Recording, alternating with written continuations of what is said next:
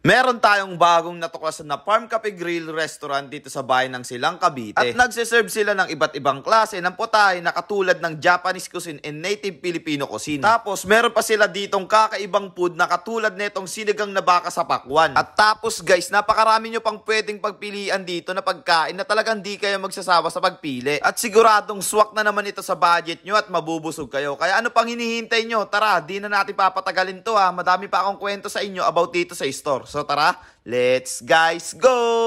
So today and tonight, nandito tayo ngayon sa Akiro Farm Cafe at kasama natin ngayon dyan sila Kuya Bunjeng, Agoy TV at si Jerome at sila Tiger at ang kanilang pinsan. Located pala ang Akiro Farm Cafe dito sa Purok 2, Lalaan 1, Silang, Cavite. At ayun pa nga guys, sobrang lawak nga pala ng parking area nila dito at sure na secure ang parking area nila dahil meron sila ditong tagabantay. Napakaganda nga din pala ng place nila dito at bukod pa dyan, ang lapit din pala nila halos sa Tagaytay. Kaya napakalamig din dito. Ito pa nga guys, pagpasok nyo pa lang dito, talagang babatiin at asikasuhin kayo ng kanilang mababait at masisipag na staff. Ang ganda nga pala dito guys, at Pinoy na Pinoy yung style nila at ang presko ng datingan ng Akiro Farm Cafe. Pwede kayo mag-dine in sa bahay kubo at bukod pa dyan, napaka-instagrammable din dito. At tapos guys, nag-accept nga din pala sila dito ng event, katulad ng birthday, wedding at iba pa. May CR na nga din pala sila dito. Ang Akiro Farm Cafe ay nagsiserve ng iba't ibang klase ng Filipino and Japanese food na talaga naman mas pinasarap nila. At ang dami nga din pala ng servings nila dito. At kung usapan budget, ay caring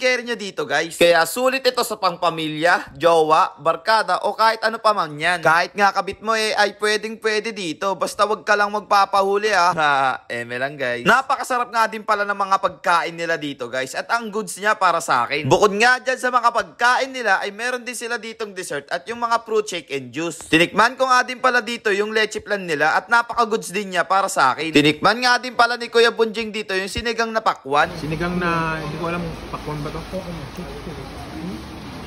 Sarap.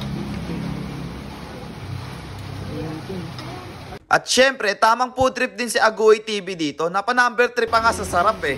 At hindi rin mawawala dyan sa food tripan si Jerome. Tumikim na nga din siya dito ng bone marrow na napaka-solid din para sa amin.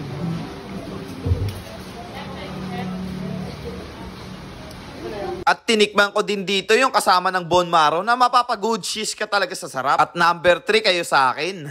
Si Tiger din, tamang food trip oh.